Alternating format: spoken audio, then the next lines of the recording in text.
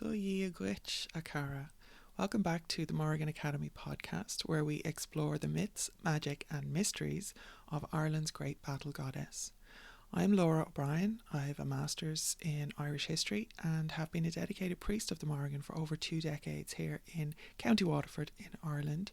And today we are going to be talking about the Morrigan as a goddess of war, but is she only a goddess of war? A lot of people come to the Morrigan thinking that she's just a blood-soaked battle deity standing over warriors and calling for carnage. And yes, she is. This is accurate. This is true. She is a goddess of war. But if that's all you see, you're missing a huge part of her. There is so much more. So let's get into it.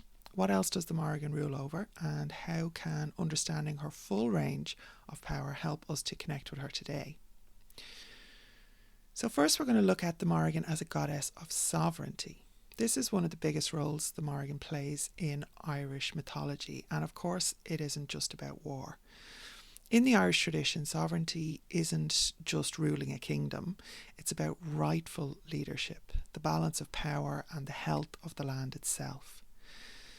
The Morrigan is deeply tied to this. She appears in myths where kingship is tested, where rulers are judged, and where the fate of the land is shaped by those who hold power.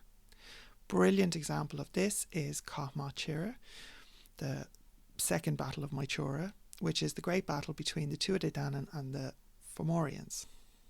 The Morrigan doesn't just fight, she gives prophecy. She calls the warriors to action and she declares victory with powerful poetic speech. That's not just a war goddess, that's a goddess of leadership, destiny and power. And this matters to us today because sovereignty isn't just about ruling a country, it's about your own personal sovereignty in a modern context.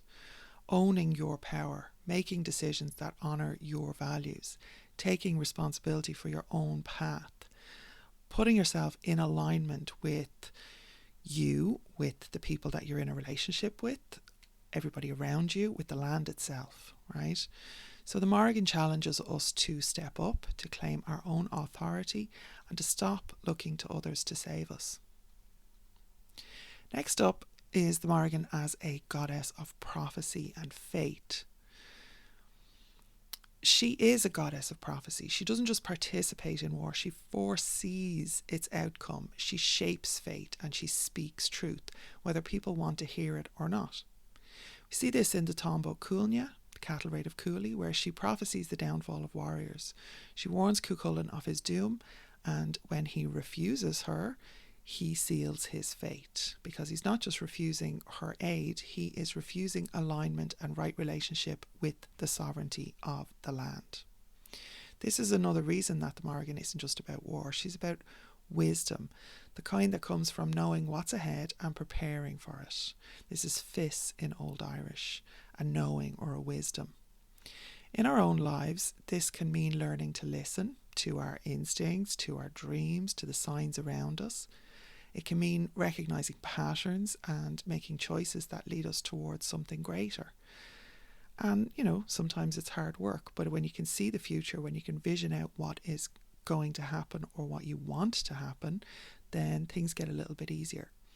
So honouring the Morrigan isn't just about fighting battles, it's about seeing clearly and acting wisely. Next, we're going to look at the Morrigan and the land. So she's also a goddess of the land, particularly this land, Ireland, the island of Ireland. She's associated with rivers, cattle, the natural cycles of destruction and renewal. Now, she's not a goddess of death, please don't misunderstand that, but she is a goddess of change. So that brings about these natural cycles, life and death.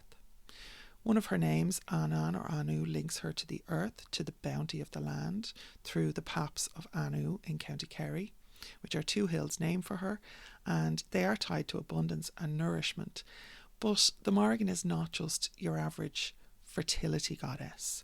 She is particularly associated, as I said, with rivers and water, and the rivers are the ones who are shaping the land, literally shaping the land, changing the land. And I think that's very important to understand, that she's not sitting there as a fertility goddess, you know. And even when we're thinking about Anu, we'll probably do an episode, well, I'll have to do an episode about the different goddesses that are associated with the title of the Mórrigan, whether they're sisters or aspects or whatever. So comment wherever you're listening to this podcast, comment and let me know if that's something you're going to be interested in. But Anu is adjacent to the Morrigan, if you like.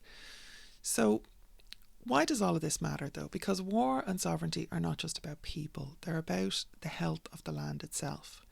In Irish mythology, when leadership, well, actually, not just in mythology, right through to present day, when leadership isn't just and rightful, when it's corrupted, the land suffers. And when leadership is just and rightful, the land thrives. Look around. What are we seeing? Right? The land, the people are suffering because the leaders, the people in power, are not just and rightful. They are not in right relationship with the sovereignty spirit, with the sovereignty of the people, with their own sovereignty probably. So the Morrigan is part of that balance. She's a force that ensures things are set right, even if it takes destruction to do so. Sometimes you have to rip it down so that you can rebuild. In a modern sense, this can connect her to environmental protection, to political justice, to political activism, to cycles of death and rebirth, to the idea that destruction is often necessary for new growth. If you're familiar with the tarot cards, the card in the major arcana, the Tower, is one I often see coming up in relation to the Morrigan. So she's not just about bloodshed, she's about transformation. So this is a goddess of power, really in all its forms. She's not just a goddess of war, she's a goddess of power, of change, in battle, in leadership, in prophecy, and in the land itself. And if you feel drawn to her but don't see yourself as a warrior, that's okay. There are so many ways to connect with her. Maybe you honour her through your voice, by speaking truth when it's needed.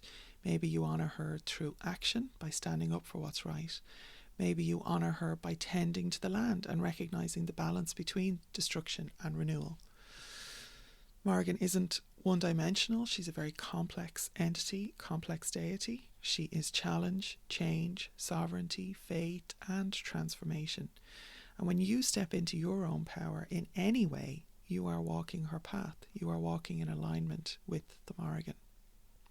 So that's it for today, Akara, my friend. If you found this useful, make sure to follow the Morrigan Academy for more myth, magic and deep dives into Ireland's war goddess. You can definitely subscribe to this podcast, leave a comment, leave a rating, leave a review, all that good stuff. We really appreciate it. And you can go to morrigan.academy and there's all sorts of resources. There's a blog, there's free guides, there's all sorts of things over there. And of course, programs, courses, classes, all of that too. So, until next time, stand strong, claim your power, and slán go fóill.